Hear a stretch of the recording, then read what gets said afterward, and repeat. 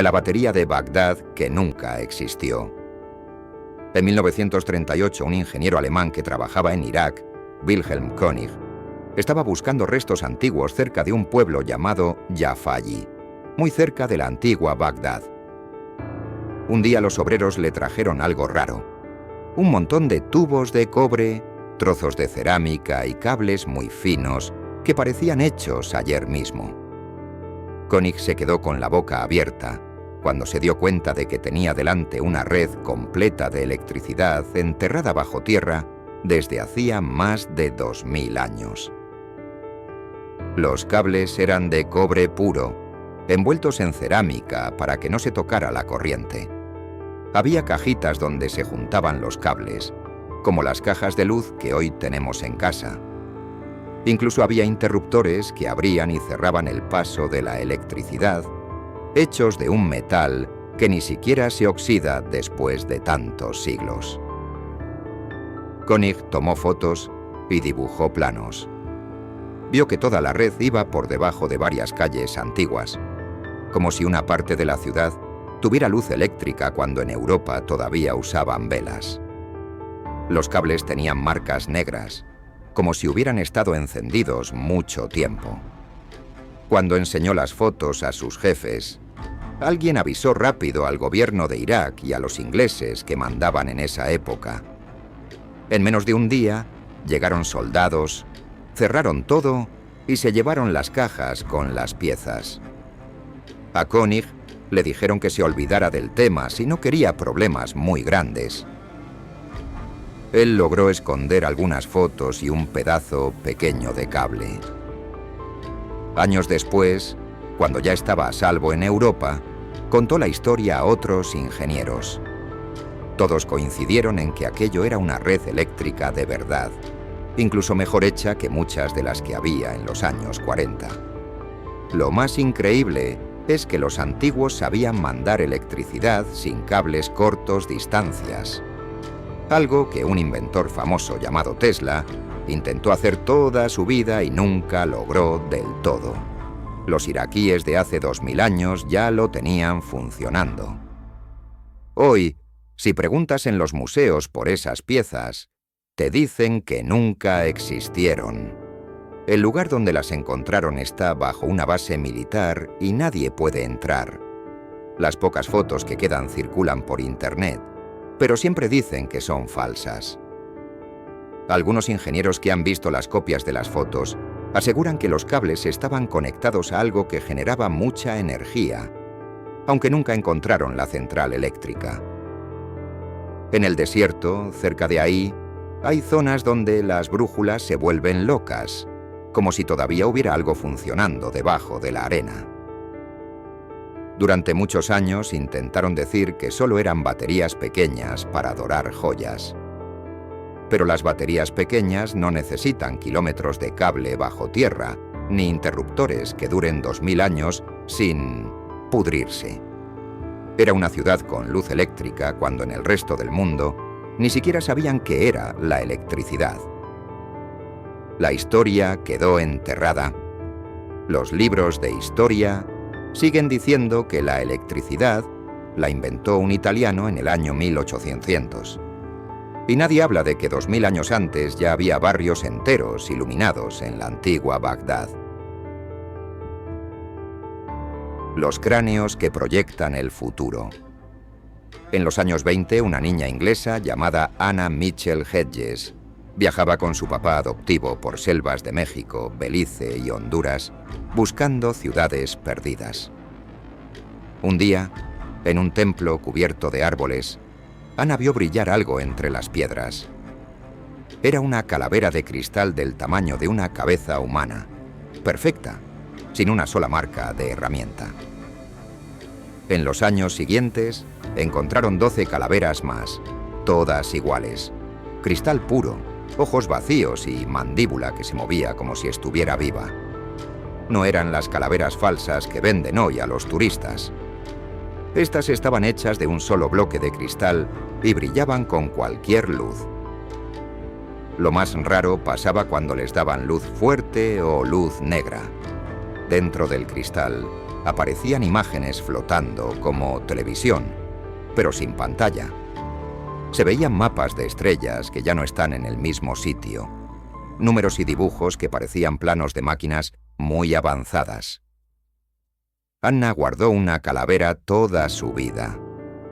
En los años 70, la empresa Hewlett-Packard, que hace computadoras, pidió estudiarla en secreto. Los científicos se quedaron mudos. Dijeron que era imposible tallarla hoy en día sin romper el cristal, y mucho menos hace miles de años.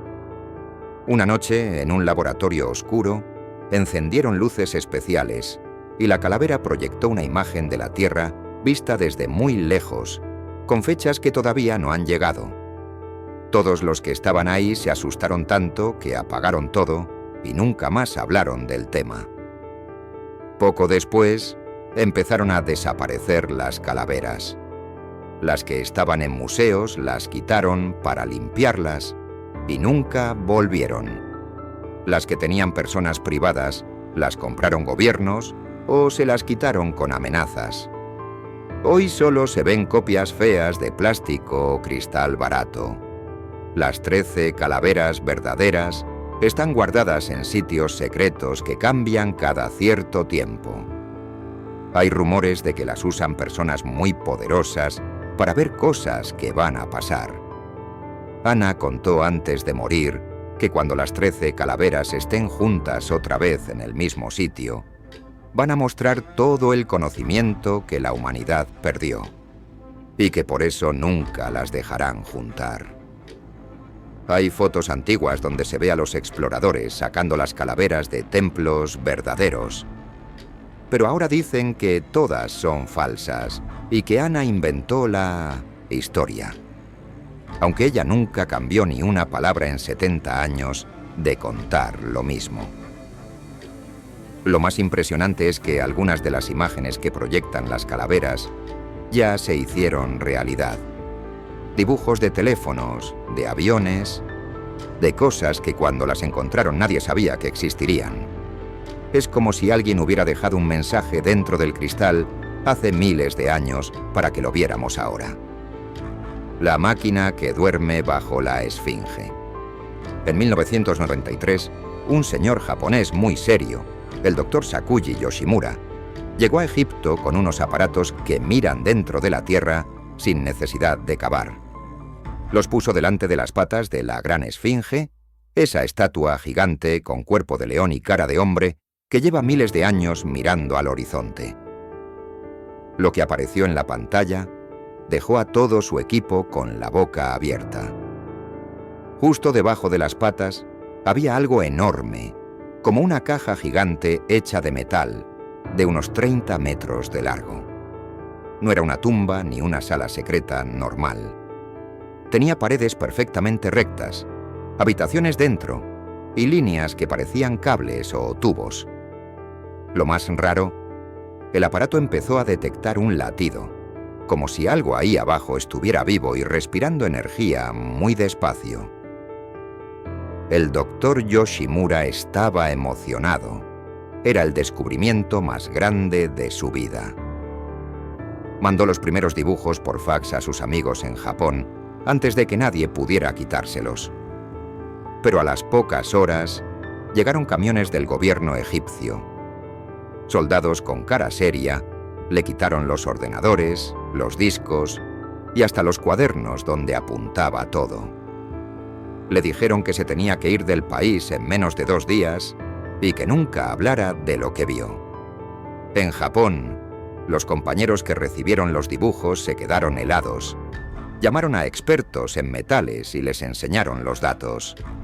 Dijeron que ese objeto estaba hecho de un metal que no existe en la naturaleza, una mezcla imposible de fabricar hoy día. Además, parecía que llevaba funcionando miles y miles de años sin parar. Era como si alguien hubiera puesto una máquina gigante debajo de la esfinge hace muchísimo tiempo y todavía estuviera encendida, esperando. Pasaron los años y mucha gente intentó volver a mirar con aparatos modernos. Todos vieron lo mismo. La caja de metal sigue ahí y sigue mandando ese latido lento de energía. pero nadie puede cavar. El gobierno egipcio dice que es para proteger el monumento. Puso cemento y guardias alrededor. Quien pregunta demasiado recibe amenazas o simplemente desaparece de la lista de permisos para siempre. Hay noches en que los turistas que duermen cerca de la Esfinge cuentan que sienten una vibración muy suave en el suelo, como si algo grande respirara debajo. Algunos guías antiguos, cuando están solos y confían en ti, te susurran que la Esfinge no está mirando al cielo. Está vigilando lo que tiene debajo de sus patas, y que un día, cuando llegue el momento correcto, esa máquina despertará. Por eso ya casi nadie habla del tema en voz alta. Los libros de historia siguen diciendo que la Esfinge es solo una estatua bonita de hace 4.500 años. Pero los que vieron los dibujos japoneses saben que debajo de la arena hay algo que no debería estar ahí. Algo que lleva esperando pacientemente mucho más tiempo del que podemos imaginar. Los gigantes que el Smithsonian borró. A finales del siglo XIX y principios del XX, en Estados Unidos no pasaba semana sin que un periódico contara que alguien había encontrado huesos gigantes. En cuevas, en colinas, en campos de maíz. Esqueletos de personas que medían entre 2,5 metros y casi 4 metros de alto. No eran enfermos raros con huesos débiles. Eran gente fuerte, sana, con dientes perfectos y cuerpos bien proporcionados. Los Grange, agricultores que los encontraban, avisaban a los museos. Llegaban profesores con palas y se ponían a cavar. Encontraban ciudades enteras construidas para gente alta. Puertas gigantes, camas de piedra enormes, herramientas pesadas que una persona normal apenas podía levantar. En algunos sitios había miles de estos esqueletos juntos, como cementerios de gigantes. Todos esos huesos terminaban en el Smithsonian, el museo más importante de Washington. Los periódicos publicaban fotos, un hombre normal al lado de un fémur que le llegaba a la cintura. La gente hacía cola para verlos, pero de repente, en los años 30, todo cambió. Un señor muy serio del museo, Aleš Hrdlička, dio la orden: limpiar los almacenes. Miles de cajas con huesos gigantes fueron sacadas de noche y nunca volvieron a verse.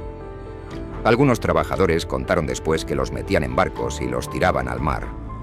Otros dicen que los quemaron o los trituraron para hacer fertilizante. Lo cierto es que desaparecieron. Cuando alguien preguntaba, les decían que nunca existieron o que se estropearon por la humedad. Pero hay cartas secretas que se filtraron hace poco donde los propios jefes del museo admiten que los destruyeron a propósito para que nadie hablara más del tema. Hoy, si un granjero encuentra otra vez un hueso gigante, la ley dice que hay que llamar a las tribus indígenas. Llegan rápido, cavan, cogen los huesos y los entierran otra vez sin dejar que ningún científico los mire. Así nadie puede medirlos ni hacer fotos. Es como si nunca hubieran existido. Pero todavía quedan fotos antiguas en periódicos amarillos, cartas de médicos de aquella época que los examinaron y juraron que eran reales, y cientos de historias de abuelos que vieron los esqueletos con sus propios ojos cuando eran niños. Todos cuentan lo mismo. Eran personas como nosotros, solo que mucho más grandes, y construyeron cosas impresionantes antes de que llegaran los indios que conocemos ni los colonos europeos. ¿Por qué los quitaron de en medio? Porque si aceptamos que hace pocos miles de años vivió aquí una raza de gigantes que construía ciudades y trabajaba metales, toda la historia que nos enseñan en la escuela se viene abajo. Y alguien decidió que era mejor borrar los huesos que cambiar los libros. En algunos sitios de Estados Unidos todavía se encuentran puntas de flecha gigantes o zapatos de cobre que no le caben a ningún pie normal. Los granjeros los guardan en silencio en el granero, porque saben que si los enseñan, alguien vendrá a quitárselos y a hacerlos desaparecer como a los miles que ya no están. Los humanos que vivieron hace 25 millones de años. En 1887, un científico argentino llamado Florentino Ameghino caminaba por la costa de Montehermoso, en la provincia de Buenos Aires. Vio huesos que sobresalían del acantilado y empezó a cavar. Lo que sacó de la tierra lo dejó sin palabras. Esqueletos completos de personas exactamente iguales a nosotros, pero enterrados en capas de roca que tienen 25 millones de años de antigüedad. Los cráneos eran redondos como los nuestros, los dientes eran iguales, las manos tenían 5 dedos perfectos. No eran monos ni hombres primitivos. Eran gente como tú y como yo. A su lado había herramientas de piedra muy bien hechas y hasta fogones con restos de carbón. Ameghino llevó los huesos a Buenos Aires y los mostró a todo el mundo. Al principio, todos se emocionaron, pero cuando se dieron cuenta de lo que significaba, que el hombre moderno existió millones de años antes de lo que dicen los libros, empezó el problema. Desde Europa llegaron cartas muy fuertes diciendo que era imposible, que tenía que ser un error. Le pidieron que dijera que se había equivocado. Él se negó. Entonces los museos más importantes del mundo dejaron de contestarle las cartas. En 1912 vino un famoso científico inglés, Arthur Smith Woodward, el mismo que estudió al hombre de Piltdown. Woodward cavó en el mismo lugar y encontró más esqueletos iguales. Escribió un informe diciendo que todo era cierto. Ese informe nunca se publicó y desapareció. Con los años, todos los huesos de Montehermoso fueron sacados de las vitrinas y guardados en cajas que nadie puede abrir. Hoy, si preguntas en los museos argentinos, te dicen que nunca existieron o que se perdieron. Pero algunos científicos guardaron pedacitos en secreto. En 2021, un laboratorio privado logró sacar ADN de uno de esos pedazos. El resultado fue increíble. El ADN es casi idéntico al nuestro, 99,8%. Eso significa que esa gente era nuestra familia directa, no antepasados lejanos. Si el hombre ya estaba aquí hace 25 millones de años, entonces nuestra historia oficial está completamente equivocada. Significa que la humanidad ha aparecido y desaparecido muchas veces, que hemos tenido civilizaciones enteras que se borraron del mapa y nadie nos contó. Por eso escondieron los huesos, porque si la gente supiera que ya estuvimos aquí tanto tiempo atrás, empezaría a preguntar qué pasó con esas civilizaciones antiguas y quién las hizo desaparecer. Hoy el acantilado de Montehermoso sigue ahí, pero nadie puede cavar. Está protegido por razones ambientales, y los pocos que intentan buscar terminan con problemas o sin permiso. La verdad sigue enterrada bajo la misma tierra que hace millones de años guardó a nuestros verdaderos antepasados. La biblioteca de metal que está bajo Ecuador. En 1976, un explorador escocés llamado Stanley Hall entró a una cueva enorme en la selva del Ecuador, la Cueva de los Tallos. Bajaron más de 300 metros con cuerdas hasta llegar por a una sala gigante, más grande que un estadio. Lo que vieron los dejó mudos. Había estanterías de metal llenas de miles de libros, pero no eran de papel. Eran láminas delgadas de oro, plata y otro metal que brillaba raro. Las láminas eran flexibles como hojas de cuaderno, pero no se doblaban ni se rayaban. En cada lámina había símbolos y dibujos grabados perfectamente. No eran dibujitos simples. Había mapas de estrellas, planos de máquinas, letras de idiomas que nadie conoce y hasta dibujos de cosas que pasaron después de 1976. Hall pudo sacar fotos de 42 láminas antes de que todas las cámaras empezaran a fallar sin razón. Las fotos que salieron están borrosas, como si algo no quisiera que se vieran bien.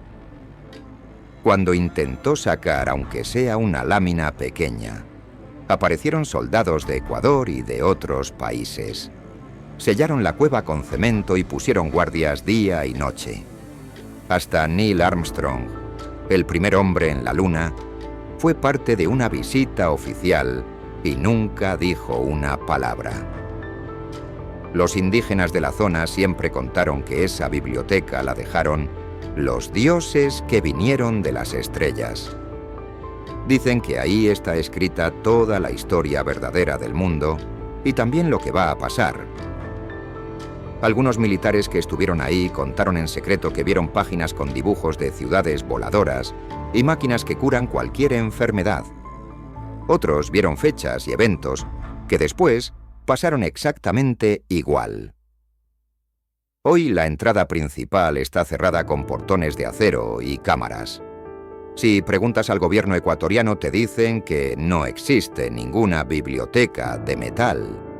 Pero los ancianos Shuar siguen contando la misma historia a sus nietos. Lo más raro es que las pocas personas que lograron ver fotos claras de las láminas dicen que hay un mensaje que se repite. Cuando el hombre esté listo, volveremos a abrir la puerta. Esa biblioteca está ahí abajo, intacta, esperando. Miles de libros de metal que guardan la verdadera historia de la humanidad, escrita por alguien que sabía mucho más que nosotros. Y mientras no estemos listos, seguirá siendo el secreto mejor guardado de América Latina. El observatorio mecánico del Gobi que calculaba el cielo como un reloj perfecto. En 1954, un grupo de arqueólogos rusos trabajaba en pleno desierto del Gobi, muy lejos de cualquier ciudad. Cavaban en una zona donde el viento había dejado al descubierto unas piedras raras. De pronto, la pala de un obrero chocó contra algo duro. No era una roca normal. Era una pieza de bronce llena de dientes, como un engranaje gigante. Limpiaron alrededor y apareció una sala enorme bajo la arena. Dentro había cientos de máquinas antiguas hechas de bronce y cobre, todas llenas de ruedas dentadas que encajaban unas con otras. Los arqueólogos se quedaron con la boca abierta. Aquellas máquinas parecían ordenadores mecánicos. Girando unas manivelas, las ruedas se movían y marcaban la posición exacta de la Luna, el Sol y los planetas en cualquier fecha que quisieras. Si ponías la manivela en el año 1200 a.C., te mostraba dónde estaba Marte esa noche. Si la adelantabas 1000 años, te decía cuándo habría un eclipse. Lo hacían con una exactitud que ni los mejores telescopios de los años 50 podían igualar. El jefe del equipo, un señor llamado Yuri Petrov, era un hombre tranquilo que tomaba muchas fotos. Llevaba un cuaderno donde dibujaba cada pieza. En una semana ya tenía más de 200 máquinas distintas. Había una especialmente grande, del tamaño de una mesa, con más de 500 rueditas. Yuri decía que era como un reloj que calculaba todo el cielo. Pero un día llegaron camiones militares. Los soldados bajaron con cara seria y dijeron que aquella zona ahora era secreta. Recogieron todas las máquinas en cajas de madera. Las subieron a los camiones y se las llevaron. A Yuri le quitaron la cámara, el cuaderno y hasta los lápices. Le hicieron firmar un papel donde prometía no contar nada, nunca. A los obreros les dieron dinero y los mandaron a casa. Al pueblo más cercano llegaron rumores de que habían encontrado algo peligroso para la ciencia. Los arqueólogos que preguntaban recibían la misma respuesta. Eso nunca existió. Años después, algunos de los que ayudaron a cargar las cajas contaron que las máquinas las metieron en un tren especial que iba rumbo a Siberia. Dicen que las guardaron en un búnker muy frío, donde todavía hoy las estudian ingenieros militares. De vez en cuando sale alguna foto borrosa en internet, pero siempre la borran rápido. Los que la han visto dicen que se ve una rueda con números grabados que predicen un eclipse que va a pasar dentro de muchos años. Hoy ese lugar del desierto está lleno de carteles que dicen «Zona militar, prohibido el paso». Nadie puede entrar. Los pastores que pasan cerca cuentan que a veces, en las noches muy tranquilas, se oye un ruido como de metal moviéndose bajo la arena, como si alguien todavía estuviera girando aquellas manivelas antiguas. Las piedras del desierto de Atacama que saben cosas que nadie debería saber. En 1966, un profesor chileno que se llamaba Carlos Brúlez estaba caminando por el desierto de Atacama, el lugar más seco del mundo. Buscaba restos antiguos cuando vio algo raro en el suelo. Piedritas redondas, del tamaño de una moneda, todas cubiertas de dibujos muy pequeños. Las recogió pensando que eran bonitas. Cuando llegó a casa las miró con una lupa y se asustó. En cada piedrita había miles de rayitas tan finas que parecían hechas con una aguja mágica. Eran números, letras y dibujos que explicaban cosas muy difíciles. ¿Cómo funciona la luz dentro de los átomos? ¿Cómo se curva el tiempo cerca del Sol? ¿Cómo nacen las estrellas? Eran cosas que los científicos más listos del mundo apenas estaban empezando a entender en esos años. Carlos contó las piedras. Más de 3000. Algunas tenían dibujos de máquinas que vuelan sin alas, otras mostraban mapas del cielo con estrellas que ya no existen. Había una piedra que enseñaba cómo hacer energía sin gastar nada, solo usando la fuerza de la Tierra. El profesor pensó que era el descubrimiento más importante de la historia. Llevó unas cuantas piedras a la universidad para enseñarlas a sus amigos. Pero al día siguiente llegaron militares en jeep. Le quitaron todas las piedras y le dijeron que eran secreto del Estado. Le hicieron firmar un papel donde prometía no hablar nunca del tema. Carlos guardó algunas fotos que había tomado con su cámara vieja. Las escondió en su casa. Años después, cuando ya era abuelo, se las enseñó en secreto a un amigo periodista. El periodista se las mostró a científicos de otros países. Todos decían lo mismo. Esos dibujos son reales y están correctos, pero nadie sabe cómo los hicieron hace miles de años. Hoy en ese lugar del desierto hay una base militar grande. Hay antenas, alambradas y guardias con perros. Los aviones que pasan por arriba no pueden tomar fotos. Los pocos pastores que viven cerca dicen que a veces los soldados sacan cajas llenas de piedritas y las llevan en camiones al mar.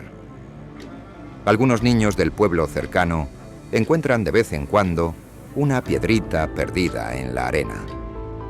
La llevan a casa y la guardan como tesoro. Dicen que si la miras mucho tiempo, con una lupa, empiezas a entender cosas que nadie te ha enseñado. Pero rápido la tienen que esconder, porque si los militares la ven, se la quitan y nunca vuelve. El complejo energético que sigue vivo bajo la pirámide de Giza. Imagínate que estás en 1936 y un ingeniero francés llamado Émile Barrier camina por la arena caliente delante de la gran pirámide de Keops. No lleva palas ni pinceles, solo unas varillas de cobre y un aparato que mide la electricidad que hay en la Tierra. De pronto las varillas empiezan a moverse solas y el aparato marca números que no tienen sentido. Hay corriente eléctrica saliendo del suelo, como si debajo hubiera una central eléctrica funcionando desde hace miles de años. Barrier empieza a cavar con cuidado y encuentra túneles que nadie había visto nunca. Los túneles están perfectamente rectos.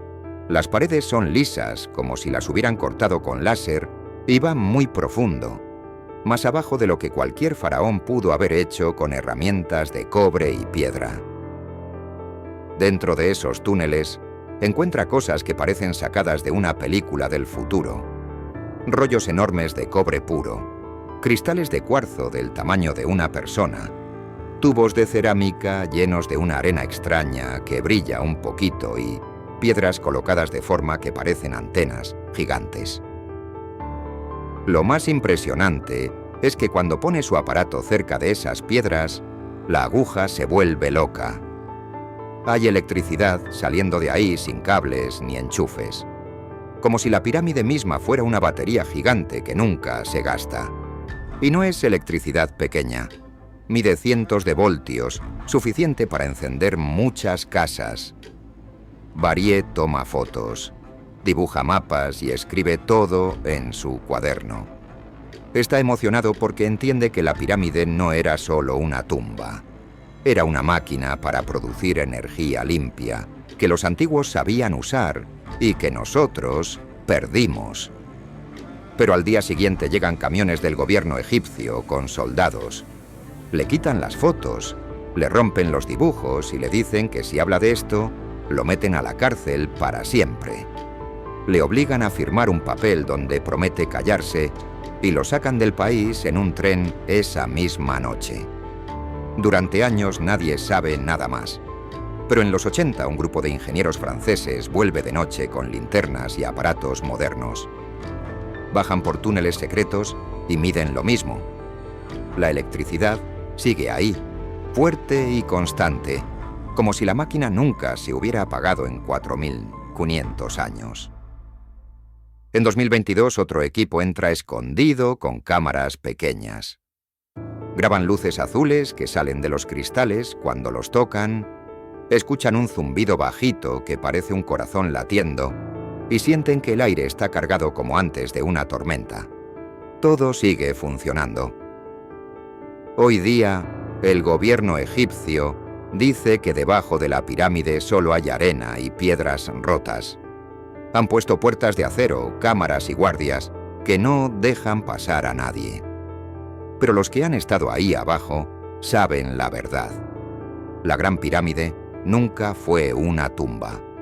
Es una central eléctrica que nuestros antepasados lejanos construyeron y que alguien no quiere que volvamos a encender. Las ciudades gigantes que están borrando en la selva del Amazonas. Ahora viajamos al corazón del Amazonas, donde los árboles son tan altos que tapan el sol y los ríos son más anchos que muchas carreteras. En los años 80, una arqueóloga norteamericana llamada Anna Roosevelt vuela en avioneta y ve algo imposible desde el aire. Líneas perfectamente rectas en medio de la selva, como si alguien hubiera dibujado una ciudad enorme con regla. Baja con su equipo y empieza a caminar. Encuentran caminos de 30 metros de ancho hechos de tierra negra muy fértil que ellos mismos inventaron. Esa tierra es tan buena que una hectárea alimentaba a cientos de personas sin cansar el suelo nunca. Más adelante aparecen montículos gigantes que en realidad son casas enterradas.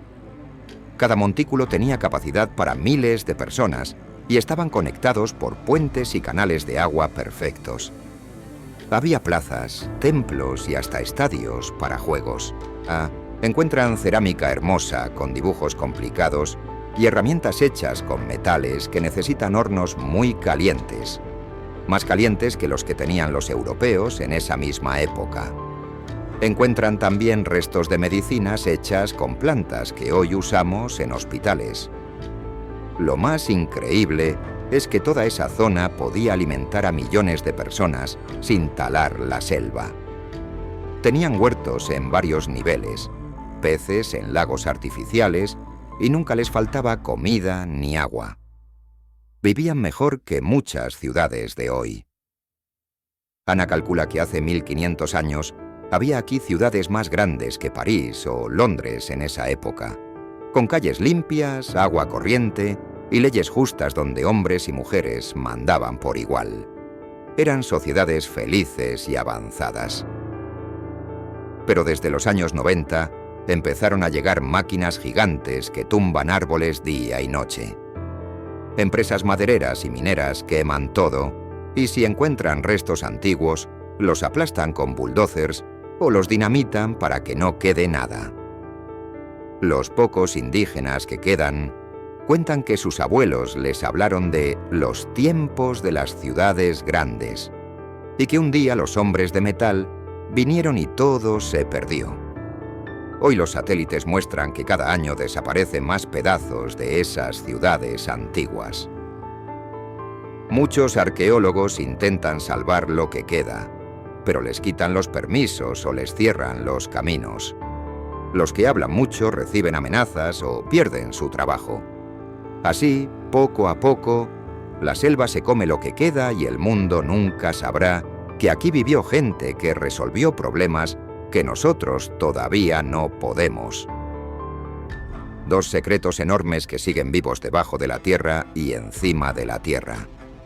Uno produce luz sin carbón ni petróleo desde hace miles de años.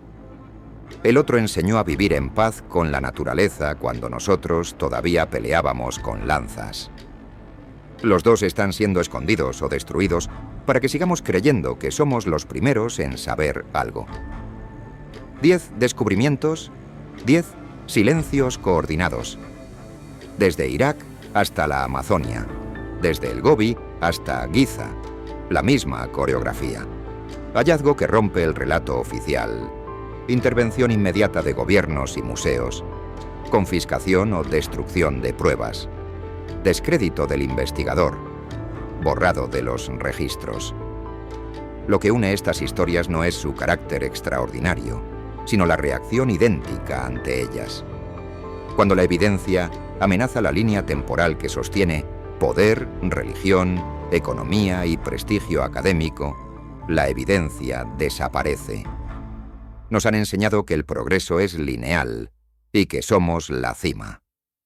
Estos 10 casos demuestran que hemos subido y bajado esa escalera muchas veces, que hubo quienes conocieron secretos que apenas estamos redescubriendo, y que cada vez que alguien los encuentra de nuevo, alguien más se encarga de volver a enterrarlos. La pregunta ya no es si nuestro pasado fue mucho más grande de lo que nos cuentan. La pregunta es, ¿cuánto tiempo más nos van a impedir recordarlo?